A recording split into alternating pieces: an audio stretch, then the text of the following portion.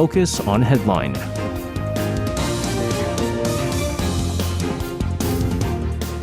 And let's take a look at what major issues are making the headlines today on Focus on Headline. For this, joining us in the studio today, we have our reporters Han Dan and Lee Jiyoung. Guys, welcome back. Good evening. Good evening. All right, guys, we're going to start things off with President Yoon Suk-yeol having held a summit meeting with Chinese President Xi Jinping on the sidelines of the G20 summit in Bali. There, the two leaders having agreed to improve bilateral ties. This based on mutual respect and interest. But reading between the lines, there was quite a big gap when it comes to their diplomatic policy. So, Tan, start us off. What did they discuss there? Well, judging from the two leaders' foreign policy directions, they're not on the same page on a number of pressing issues. But the talks mark the first summit between South Korea and China in 3 years, and this alone is being perceived as a sign that the two countries are making efforts to improve ties. President Xi has refrained from holding summits with other world leaders due to COVID-19 pandemic situation in China, but it's no secret that the THAAD conflict has effectively kept Seoul and Beijing apart in recent years. During the summit that lasted for 25 minutes, President Yoon and President Xi discussed ways to improve bilateral relations and brushed upon pending regional issues. Yoon said that he looks forward to working together for peace and stability on the Korean Peninsula and promoting economic exchanges, and also seek cooperation on global issues such as climate change and energy security. Xi, during his opening remarks, described the two countries as close neighbors and inseparable partners who share an important responsibility and broad interests in maintaining regional peace and promoting global prosperity. But they placed focus on different points. Yoon emphasized that Korea's foreign policy is based on universal values and international norms, that China's role in East Asia and the international community is very important, which is widely interpreted as his call on China to uphold the universal values. On the other hand, Xi indirectly voiced opposition to Korea's latest bonding with the U.S. across various areas like the supply chain and security cooperation, stressing that Seoul and Beijing should strengthen communication and cooperation for true multilateralism.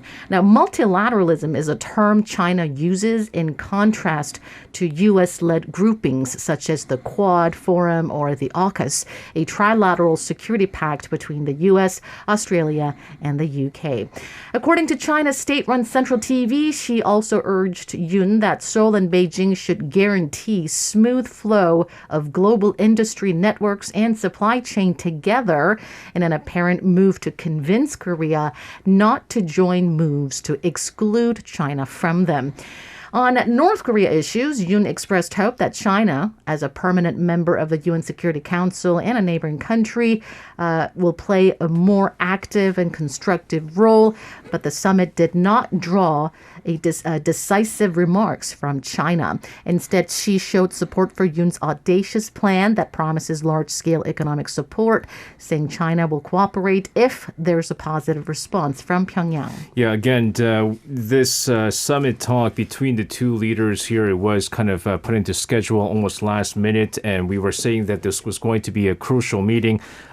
Something to note here, I mean, it was only 25 minutes that the two leaders kind of held the talk, so also much that the President Yoon and President Xi can really discuss. But again, China has kind of been, over the past few months now, they knew that with the current Yoon administration that they were going to lean more towards the U.S. and the Biden administration. And so they've been doing, I would say, their best to try to keep them from straying completely over to the United States. But as we've seen, the South Korea still needs to keep China very close for a number of reasons, and especially with the current state of the Korean Peninsula, with North Korea's continued provocations and a possible nuclear test, they need China's role in that. But there is going to be some differences, obviously, when it comes to diplomacy issues, and I'm surprised that that issue wasn't discussed as well, but only 25 minutes of discussion, right?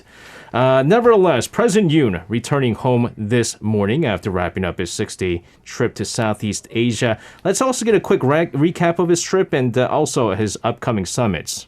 Right. President Yoon stayed in Phnom Penh, Cambodia over the weekend to attend a series of summits involving ASEAN nations, including the ASEAN Plus 3 and the East Asia Summit. There, he deepened ties with the bloc and unveiled Korea's own Indo-Pacific strategy, garnering global support.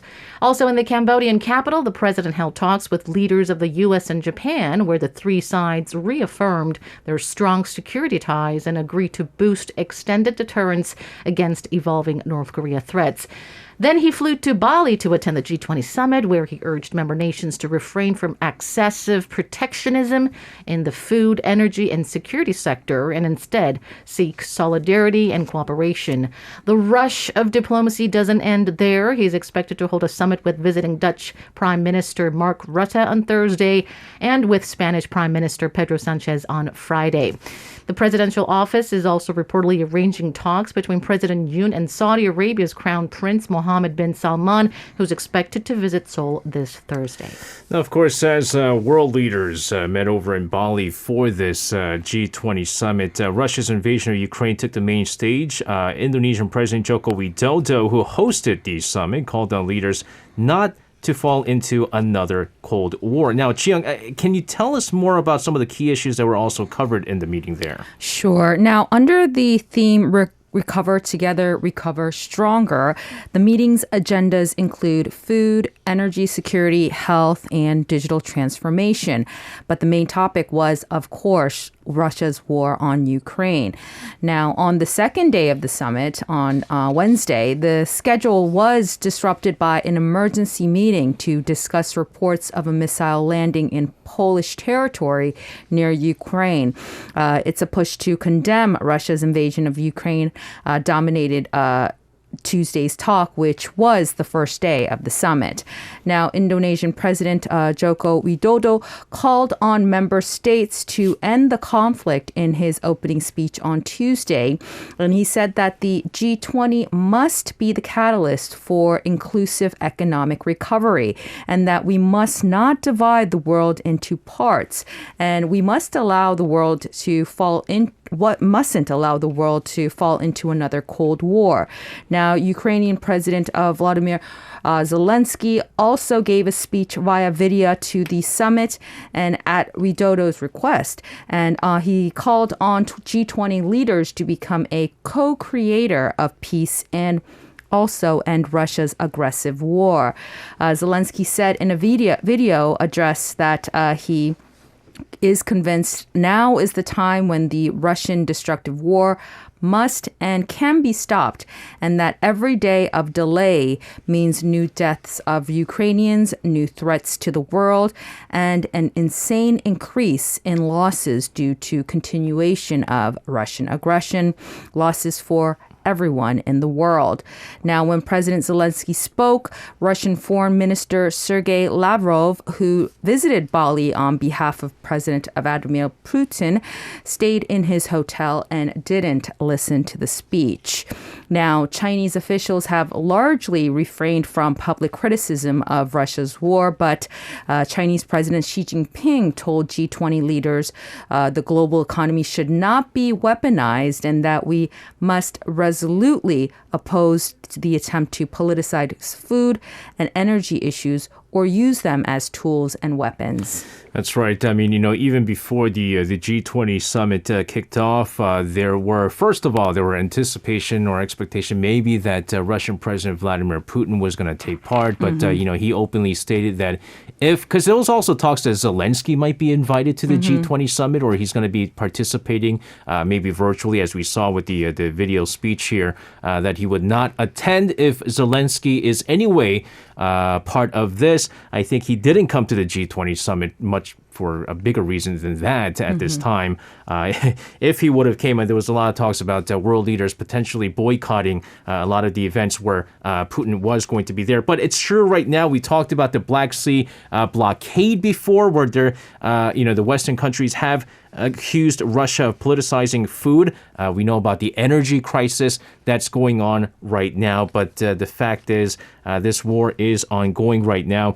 Now, the leaders of the G20 also drafting a declaration to maintain pressure on Moscow over its 9-month war that has devastated Ukraine this year. And of course, roil the global economy. Jiyoung, can you tell us about some of the details that were included in the draft? Sure. Now, the draft declaration echoes the condemnation of Russia's war on Ukraine by the United Nations, while acknowledging differing views among members.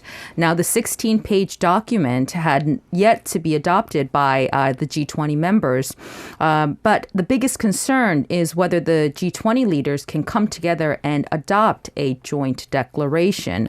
Many experts predict that it would be difficult to adopt this declaration because Western countries like the United States want to include content condemning Russia's invasion of Ukraine in the declaration, but it's likely that Russia, China, and India will oppose it. Now, DPA news agency and Reuters said that they had obtained a draft of the declaration, which included phrases strongly condemning the war in Ukraine. And Reuters said that there were also other views and different assessments of the situations and sanctions. And according to DPA, for Russia to even approve for such a draft declaration may indicate that Russia can no longer rely on the support of China, who has been a strong ally within the G20 to Russia on the Ukraine issue. So it depends on where China will stand, depending on whether the declaration will be confirmed. Yeah, and so, we talked about in the past how there's been like teams forming, right? And it seems like so far it's pretty much Russia, China, and North Korea. North Korea is like the only country where they've openly shown support for Russia, even for some of the Russian-controlled states, and basically North Korea coming out and saying that we recognize them as Russian states, Russian territory, and so forth. But China has been like very ambiguous, right? Like they don't want to get too close to Russia and be too open about their support for Russia. And even during like the UNSC resolutions where they vetoed basically Russian resolution. They basically said like it's not going to work. So what's the point of sanctioning them? It was their argument. Instead of just going, they're our allies and we're going to use our veto power and we don't want any kind of resolutions against Russia or even North Korea. They just basically say, well, these sanctions don't even work. So what's the point here? That's their excuse. And so, but China, they're straying slightly away from Russia right now, and I think they're thinking about their economy as well. If they start, slapping China for, having ties with Russia, I mean, their economy is already kind of in a turmoil right now. The last thing they need is economic sanctions. In the meantime, Russia, having launched its biggest wave of missile attacks on Ukrainian cities in more than a month on Tuesday, shutting down electricity across 7 million homes, damaging 15 energy facilities. There's definitely reasons for why they're targeting these facilities. Tan, let's get the latest developments. Right. Russia launched nearly 100 missiles into Ukraine, targeting power infrastructure in several regions of the country. Now, this left more than 7 million households without power and the supply of the country's electricity in a critical condition, according to senior Ukrainian officials. Internet connection was also seriously disrupted, with wireless connections across the country dropping by nearly 70%, according to local sources. Local authorities said that 15 facilities of Ukraine's energy infrastructure had been damaged during the Russian missile strikes, but Ukrainian air defenses had shot down 70 of more than 90 missiles fired at Ukraine. The wave of strikes was the largest since October 10th, when Russia stepped up its campaign to destroy electricity, water, and gas infrastructure across Ukraine. In a video message posted on Telegram, Zelensky said that 85 missile strikes had been launched and warned there may be more to come. It's a scale much larger than the missile strikes we saw after the partial explosion of the Kerch Bridge connecting Russia and the Crimean Peninsula. Russia's latest strike came just a few days after its humiliating retreat from Kherson, a fresh blow to Moscow, as Kherson was the only regional capital Russian troops captured since the Kremlin's full-scale invasion began in February. It was one of the 4 Ukrainian regions illegally annexed by Russia just less than 2 months ago. That's right. And the missile strike also follows President Vladimir Zelensky's virtual speech to the G20 summit member nations, as we mentioned earlier on the program. Let's actually go into that very speech. What exactly was his message there?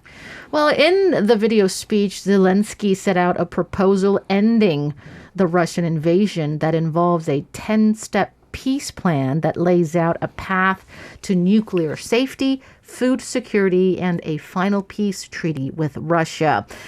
He pleaded for an extension of a Ukrainian grain export deal due to expire soon to achieve this. He also asked for additional military assistance from Ukraine's allies and price restrictions on Russian energy exports such that Russia cannot profit from them. He also stressed that he's convinced now is the time when the Russian destructive war must and can be stopped.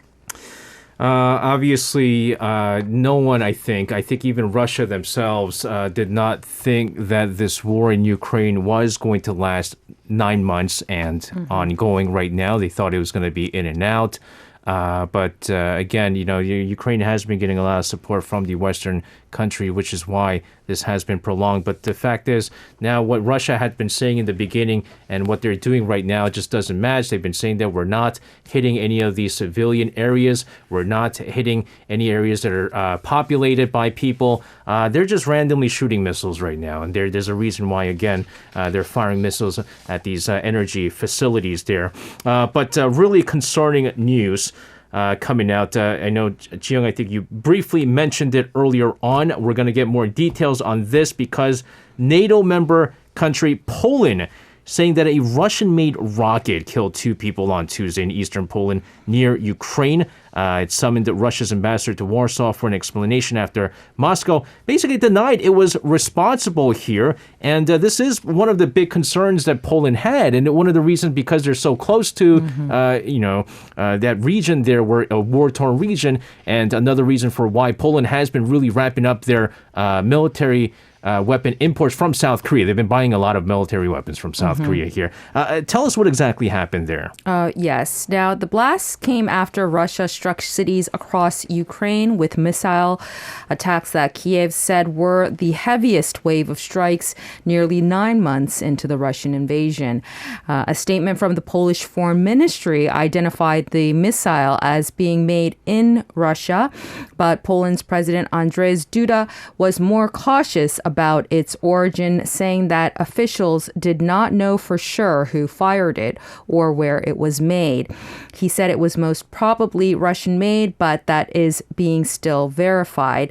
If confirmed, it would be the first time since the invasion of Ukraine that a Russian weapon came down on a NATO country. That's why there's a big concern because if Poland, if that's confirmed, then the Western world, other parts of the Western world, including the U.S., may have to step in. Now, findings from initial investigations discussed in the emergency meeting on the sidelines of the G20 summit in Bali, they suggested that the missile may have been fired by Ukraine's air defense systems to destroy a Russian missile filed at the country before landing in Poland. Now, the Russian Defense Ministry denied being behind any strikes on targets near the Ukrainian-Polish border and said in a statement that photos of the damage have nothing to do with Russian weapons. However, Ukraine's president said the reported strikes in Poland offered proof that terror is not limited by their state of borders and that they need to put the terrorists in place. Now, the longer Russia feels impunity, the more threats they will be for everyone within the reach of Russian missiles. Now, investigations are still ongoing and no final conclusion has been drawn. But U.S. President Joe Biden said after the emergency leaders meeting that it was unlikely that the missile had been fired from Russia. And Biden called Polish President Duda to express his deep condolences for the loss of life. And Biden promised on Twitter full U.S. support for an assistant with Poland's investigation. And he also reaffirmed the United States' ironclad commitment on NATO. Now, NATO ambassadors will hold a meeting on the Alliance Council on Wednesday, local time, to discuss the incident. Now, this is obviously going to be the biggest mystery right now. I mean, Russia, obviously, they're going to come out and say that they are not responsible for this. I think they were like the quickest to respond to this. You would have assumed that if there are some kind of evidence that it was Russian-made missile, that, President Joe Biden, who has been very vocal throughout the entire 9 months of the Russian invasion of Ukraine, that he would have also kind of accused Russia of making this attack on Poland. But it's kind of the other way around, right? He's just basically, like you said, it's highly unlikely that it's Russia. Then who is it? Then Russia could come out now and basically say, see, this is what we warned about before. It's probably Ukraine doing it and then making it look like we did it. And then now it's going to just irk the Western countries to get involved with this war, and NATO countries and other Western countries to get more involved with the war. That's probably what Russia is going to say, because Russia has come out before saying that, look, Ukraine is probably going to start using the dirty bomb and then blame it on us. It is not the first time Russia has made these kind of comments in the past before, but we'll have to see, because the investigation is going. If indeed Russia is responsible for this, oh my goodness, this is going to be major, major stuff right now. But speaking of major stuff, former U.S. President Donald Trump had said before that on November 15th, he was going to make a big announcement. I think we all kind of knew what this big announcement was going to be. The 15th came, and he has announced that he is going to be running for president again in 2024. Town, let's get more information on this. Right. Flanked by massive American flags at his Mar-a-Lago club in Florida, he said, quote unquote, "In order to make America great and glorious again, I am tonight announcing my candidacy for President of the United States." The announcement comes just a week after the midterm elections, which saw a lackluster performance from Trump-backed Republican candidates in key Senate and House races. This is Trump's third attempt, following his two previous attempts in 2016 and 2020. He said America's comeback starts right now. And also he said, your country is being destroyed before your eyes. Trump's running sets up a potential rematch against President Joe Biden, who also said he intends to run for re-election in 2024. Now, the Republican Party is expected to start a fierce battle among presidential hopefuls. Trump is widely expected to be challenged by both conservative and moderate Republicans. While Trump is counting on an easy path to the GOP nomination with his sustained support among the party's base, his announcement is likely to dash the hopes of party leaders who have longed for fresh talent. Top Republicans have been paying close attention to the next moves of Florida Governor Ron DeSantis, who won his re-election contest with a 19-point margin of victory and considerable support from minority and independent voters. CNN analyzes that some Republican leaders may try to scuttle Trump's campaign by encouraging alternative candidates, including DeSantis, who has been quietly laying the groundwork for a possible White House bid of his own. Yeah, so that's just the thing. So during Trump's presidency, not all Republicans were very fond of Trump. Some of the Republicans were basically saying because of Trump that the Republican Party image was being tainted. And so there was even, I believe, one lawmaker who went from being a Republican to a Democrat because I think he no longer wanted to be affiliated with a party that Trump was in. But we had a chance to talk to Professor Robert Kelly. Was it earlier this week? I think it was Monday when we talked to him in regards to Trump's possibility of Trump running for presidency. And he said Ron DeSantis is probably going to be the most likely candidate for the Republican Party. But Ron DeSantis is very young.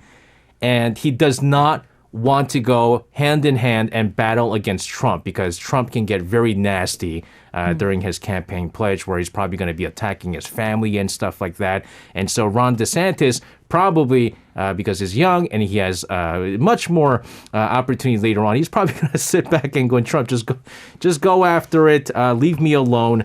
He's done it. You know, Trump has attacked Ted Cruz before, and we'll see what this is. Oh my goodness, Trump. I mean, we saw it coming, right? I don't think Trump feels that he's actually lost the last presidential election. I really feel like he doesn't believe that he lost, and there's some voter fraud going on.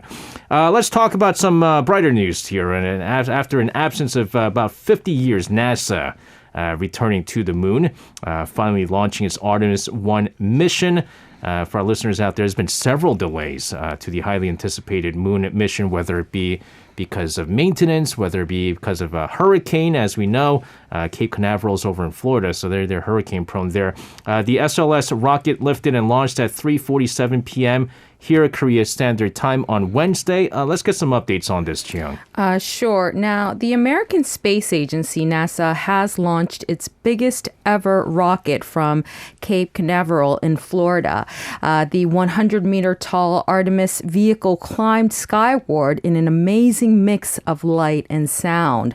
After the Apollo made history in 1975, when the space flight first landed humans on the moon.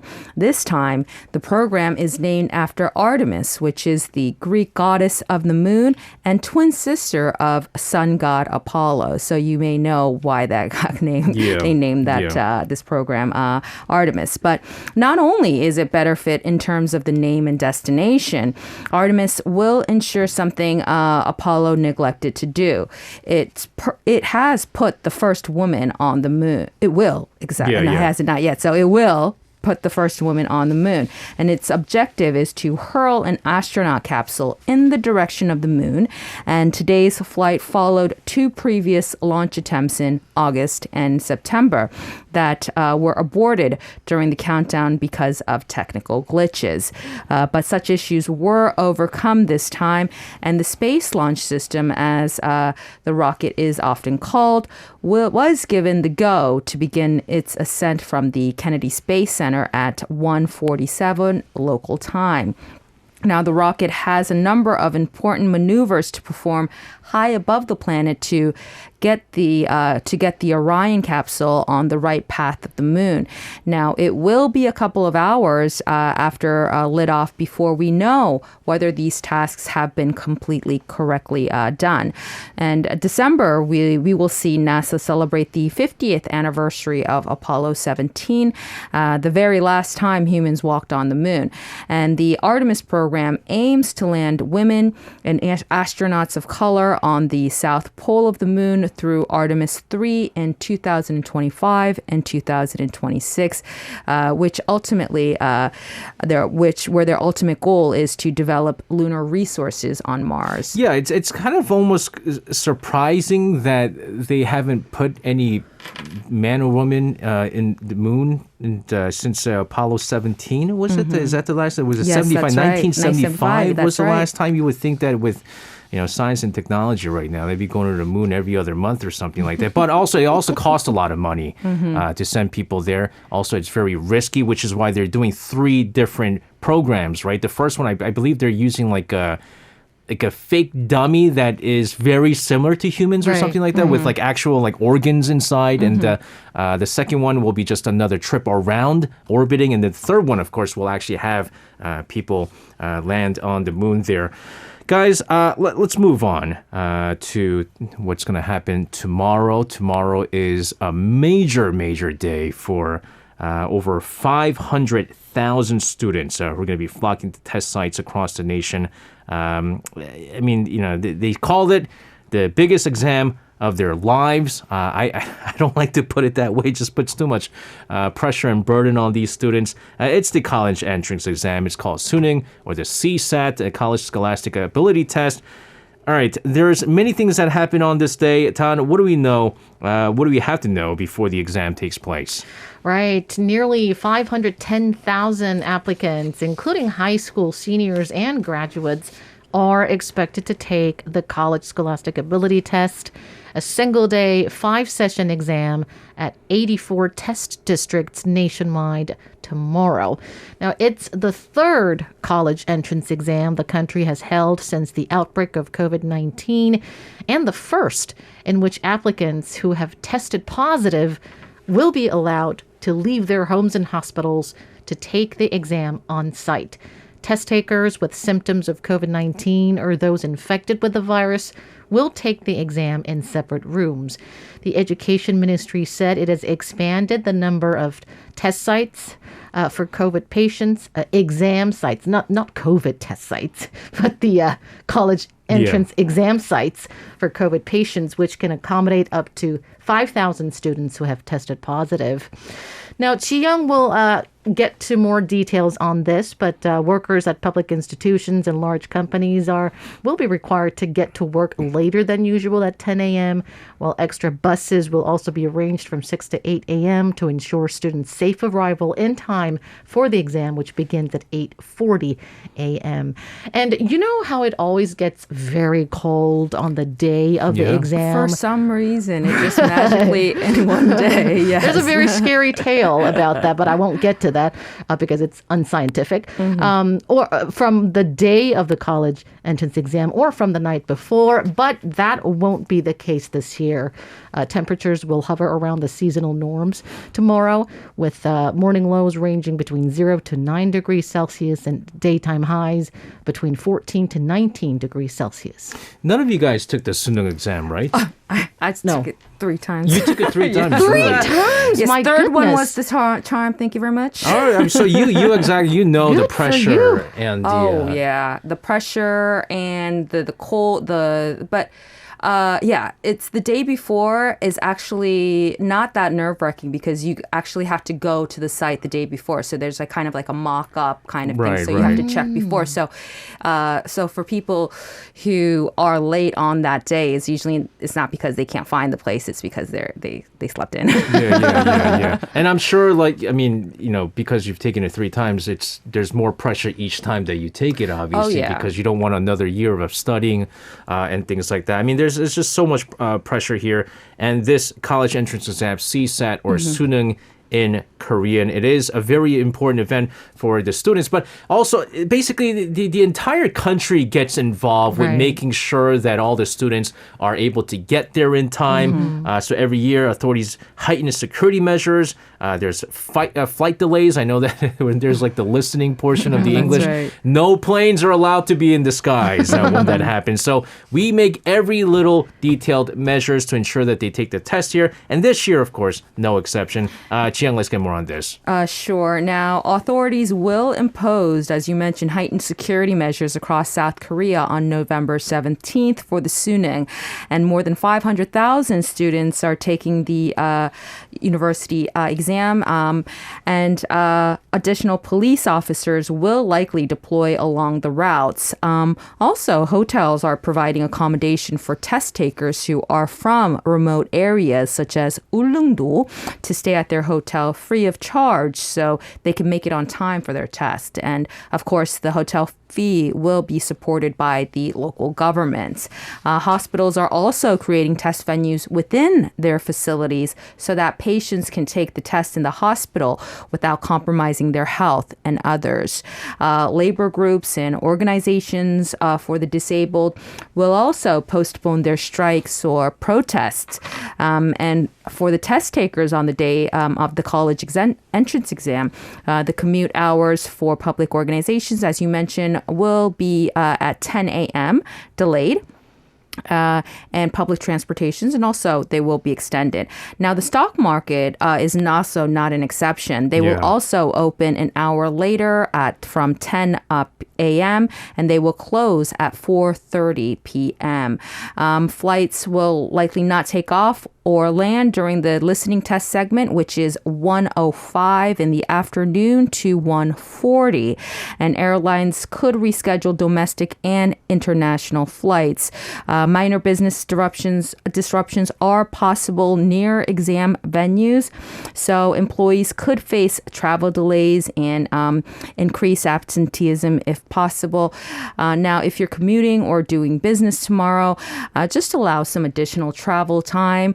And if you're taking the test tomorrow, good luck. Yeah. I mean, we are located actually very close to a test site over at the Seoul High School, and so I remember every year coming to work early in the morning. There's always, some kids who kind of maybe slept in, they're running late, and then they have the police officers. And the police officers, there's a number of them, not just in the police car cruisers, but many of them are in the motorcycles, right? And so you see these kids with the helmet on, they have the extra helmet that's provided by the police officers, and they're on their back, and they're trying to go. And there's a lot of people doing different volunteer stuff. I know there's like taxi drivers, private taxi drivers who give free rides to anyone who might be running a little bit late. I've seen people in these motorcycle clubs. Motorcycle clubs are doing their part in finding people who are waiting for taxis or something. You can tell they're running late, and they have an extra helmet. They take these kids to wherever because this is so heartwarming. It's incredible, and we said the entire country basically gets involved with this. We got a lot of messages from our listeners who are wishing all of the test takers their best of luck, and best of luck. And they say it's make or break exam. No, because as Jiyoung is showing to prove, there's always a second time and the third time, and she's doing great for herself. So, it doesn't matter. Don't put too much pressure on yourself, guys. All right, Jiyoung and Don, thank you very much for coming in today with your report. Stay safe, and we'll see you guys again. Thank you. You can listen to Korea Now with me, SJ Lee, by downloading the Arirang Radio application or tune in online by visiting www.arirangradio.com. So make sure you tune in Mondays through Fridays, 6 p.m. to 8 p.m. Korea time.